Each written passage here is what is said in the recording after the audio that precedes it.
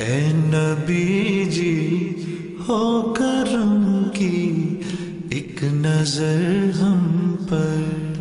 بسم اللہ الرحمن الرحیم نحمدہ ونصلی علی رسولہ الکریم۔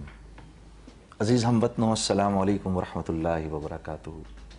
آج اس وقت میں اسلام آباد chamber of commerce and industry میں موجود ہوں، اور یہاں میرے دوست احباب بیٹھے ہیں۔ یہاں کے سب سے پہلے تو میں یہاں کے پریزیڈنٹ زاہد مقبول صاحب، سر آپ کا شکریہ کروں گا، آپ نے مجھے موقع دیا یہاں آنے کا، اور دوسرے حضرات یہاں پر بیٹھے ہیں۔ ہم ان سے آج بات کریں گے ایمانیات کی۔ تو میرے عزیز دوستو، یہ اللہ کا احسان ہے ہم پر، سب پر۔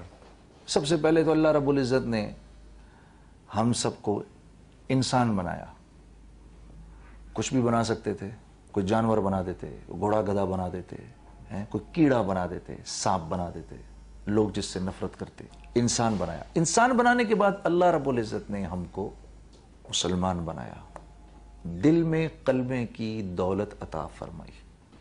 ہاں، یہ کلمہ کیا ہے، اس کی حیثیت کیا ہے کہ اللہ کے نبی صلی اللہ علیہ وسلم کعبے کی طرف نظر ہے اور کعبے کو دیکھ کر فرما رہے ہیں، اے کعبہ تیری حرمت کو سلام، تیری عظمت کو سلام، کہ تو اللہ کے ہاں بڑا برگزیدہ ہے، پر ایک مسلمان کی عزت اللہ کی نظر میں تجھ سے بھی زیادہ اونچی ہے۔ ہاں، یہ کلمہ اتنی بڑی قیمت رکھتا ہے، اور دنیا میں جب تک وہ ایک آخری مسلمان رہے گا جس کے دل میں کلمہ ہے، چاہے وہ کتنا ہی بڑا گناہگار کیوں نہ ہو، کتنا ہی بڑا گناہگار کیوں نہ ہو، جب تک وہ اس دنیا میں رہے گا، کوئی نیکی نہیں کر رہا، اللہ اس کائنات کے سارے نظام کو قائم رکھیں گے۔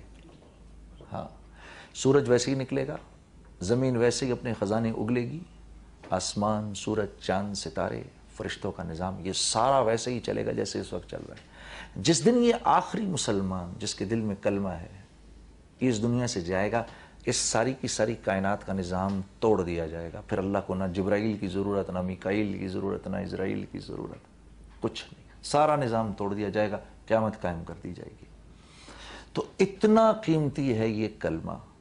تو کیا ہوا، کیا یہ کلمہ صرف زبان کا بول ہے یا یہ ایک زندگی کا نام ہے؟ جیسے میں ابھی مثال کے طور پر زاہد بھائی کے بارے میں یہ کہوں کہ بھائی یہ پریزیڈنٹ ہیں اسلام آباد چیمبر آف کامرس اور انڈسٹری کے، ایک چھوٹا سا بول ہی ہے، لیکن میرے یہ کہہ دینے سے آپ ان کا پورا بیک گراؤنڈ سمجھ جائیں گے کہ اس آدمی کی طاقت کیا ہے، اس آدمی کا انفلوئنس کیا ہے، اس آدمی کی حیثیت کیا ہے، تاجر برادری کے اندر یہ آدمی کیا مقام سٹینڈ کرتا ہے۔ جیسے آپ کہیں کہ یہ ڈاکٹر صاحب ہیں، آپ سمجھ جائیں گے، بول تو چھوٹا سا ہے کہ یہ ڈاکٹر صاحب ہیں، لیکن آپ یہ سمجھ جائیں گے کہ اس آدمی کے پیچھے ایک خاص محنت لگی ہوئی ہے، اس نے ایک خاص محنت کچھ عرصے تک کی ہے، اس نے اپنے آپ کو، اپنی راحتوں کو، اپنے سکون کو، اپنے اطمینان کو قربان کیا ہے، آج یہ اس جگہ پر پہنچا ہے کہ یہ ڈاکٹر صاحب کہلاتے ہیں۔ اسی طرح یہ کلمہ بھی جب ہم کہتے ہیں لا الہ الا اللہ محمد رسول اللہ، تو یہ بھی ایک پوری زندگی اور ایک بیک گراؤنڈ کا نام ہے، زبان کا بول نہیں ہے صرف، یہ ایک زندگی کا نام ہے۔ کیا ہے جب ہم لا الہ الا اللہ محمد رسول اللہ بولتے ہیں تو اس کا پڑھنے والا تاجر بعد میں ہے، مسلمان پہلے ہے۔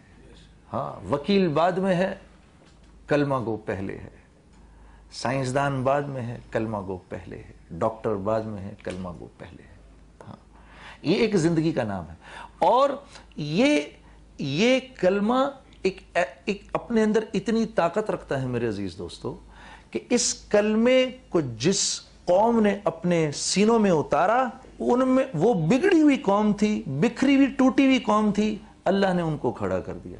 آج ہم نے اسی کلمے والی زندگی کو اپنی زندگیوں سے نکالا تو ہماری بنی بنائی زندگی بگڑ گئی۔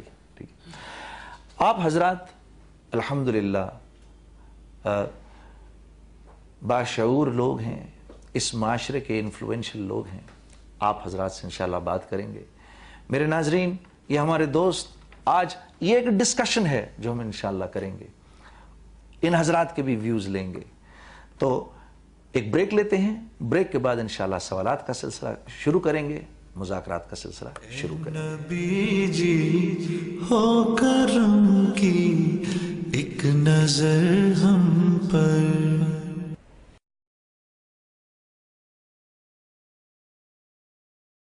ए नबी जी हो करम की एक नजर हम पर। खुश आमदेद अजीज़ दोस्तों, मैं इस वक्त Islamabad chamber of commerce and industry में मौजूद हूँ। यहाँ हमारे साथ अल्हम्दुलिल्लाह शहर इस्लामाबाद के इन्फ्लुएंशियल ताजिर हजरात मौजूद हैं।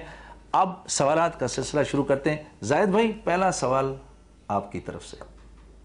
मैं ये चाहूँगा कि आपसे दरख्वास्त है कि आप ये सबको बताएं कि आपने सूद की लानत से किस तरह से निजात हासिल की और आप किन किन मराहल से गुज़रे, और इस वक्त जो है आप सूद से बचने के लिए अपना कारोबार जो है वो किस तरह से कर रहे हैं। दूसरा मेरा आपसे दरख्वास्त ये है कि ज़कात जो है, एक तो ज़कात के बारे में थोड़ा सा बताइए बिज़नेस कम्युनिटी को। ठीक। दूसरा मैं आपसे ये चाहूँगा कि आप ये बताएं कि जो स्टेट के जो टैक्सेस हैं, जी बिल्कुल, यकीनन स्टेट के टैक्स जो हैं उनके बगैर मुल्क जो है वो नहीं चल सकता। एब्सोल्युटली। अगर कोई भी मुसलमान या ताजर या इवन नॉन मुस्लिम अगर टैक्स एवेजन का मुर्तकब हो रहा है तो उसकी जो है वो शरई पकड़ कितनी है। ज़ैद भाई बहुत शुक्रिया। मैं मुख्तसर तौर पर जो है वो अर्ज़ कर देता हूँ कि बात यह है कि पहली जो मेरी ज़िंदगी थी, ज़ाहिर सी बात है उसमें जो मैं काम कर रहा था वो काम एक सही काम नहीं था, तो काम ही सही नहीं था तो कमाई भी ठीक नहीं थी। तो मुसलमान एक ऐसी बात जानता है जो मुसलमानों के अलावा उस बात को कोई नहीं जान सकते। हाँ, वो है बरकत। ठीक है ना, ये बरकत एक ऐसी चीज़ है, इसका किसी और ज़ुबान में तर्जुमा ही नहीं है। ठीक है ना, और ये देख भी नहीं सकता आदमी, ये महसूस कर सकता है। जैसे मैं एक कहूँ, एक माँ अपनी कहे कि भाई अपने बच्चे से कितनी मोहब्बत करती है, हाँ, वो कितना ही हम बताने की कोशिश करें तो हम उसको बता नहीं सकते, वो माँ महसूस ही कर सकती है। तो ये बरकत का एक ऐसा आंसर है कि जिस काम को मैं कर रहा था उसमें कमाई बहुत थी लेकिन बरकत नहीं थी। ये मैं अल्लाह का शुक्र करता हूँ कि जिस दौरान के अंदर मैं उस गंदे काम को छोड़ रहा था, उस दौरान में ही अल्लाह ने अपने फजल से मुझको ऐसे कुछ थोड़ी सी झलक मुझे देखने को मिली। ये राज़िक ज़ात अल्लाह की है। अल्लाहु यबसुतुर रिज़्क़ लिमन यशाउ व यक़दिर। अल्लाह फरमा रहे मैं ही हूँ जो रिज़्क़ को बढ़ाता हूँ और मैं ही हूँ जो रिज़्क़ को घटाता हूँ। अच्छा, नंबर एक। नंबर दो, फिर एक जगह और अल्लाह फरमा रहे हैं वफ़िस समाइ रिज़्क़ुकुम वमा तुअदून। मेरे बंदो, तुम्हें तुम्हारा जो रिज़्क़ तुमसे मैंने वादा किया हुआ है वो आसमानों में है, वो मैं तुम्हें दे दूंगा। तो रिज़्क़ ज़मीन पर भी नहीं है, ये आसमान से लेकर मुख्तलिफ प्यालों में डाला जाता है। कभी दुकान के प्याले में डाला जाता है, तो कभी कारखाने के प्याले में डाला जाता है, तो कभी रेड़ी के प्याले में डाला जाता है, तो कभी किसी दूसरे मुलाजमत के प्याले में डाला जाता है, तो कभी ज़मींदारी के प्याले में डाला जाता है। तो ये मुख्तलिफ प्याले हैं जिनमें अल्लाह रब्बुल इज़्ज़त इस रिज़्क़ को डाल देते हैं। अब जो फर्मा बरदार होता है वो वमन यत्तक़िल्लाह यजअल लहू मख़रजा व यरज़ुक़हु मिन हैसु ला यहतसिब। क्या अजीब बात है। हाँ, क्या अल्लाह फरमा रहे हैं, देखो तुम ये चाहते हो ना कि सुकून, चैन, सब इंसान को दो मसाइल होते हैं ज़िंदगी के अंदर। पहला मसला तो रिज़्क़ का होता है, रोज़ी का मसला होता है। ठीक है, दूसरा मसला होता है उसके जो मुख्तलिफ मुश्किलात में वो घिरा होता है। तो इन दोनों से निकलने का अल्लाह रब्बुल इज़्ज़त ने जो फार्मूला बताया वो ये कि मुझसे डरो।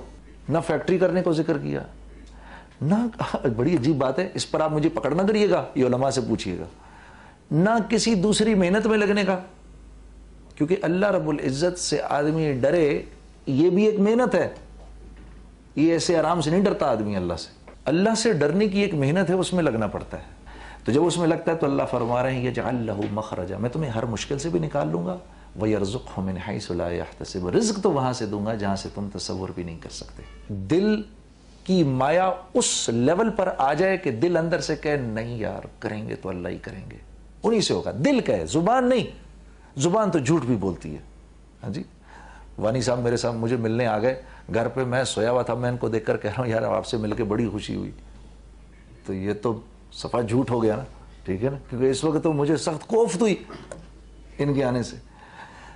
तो जब दिल कह दे एक मरतबा कि यार करेंगे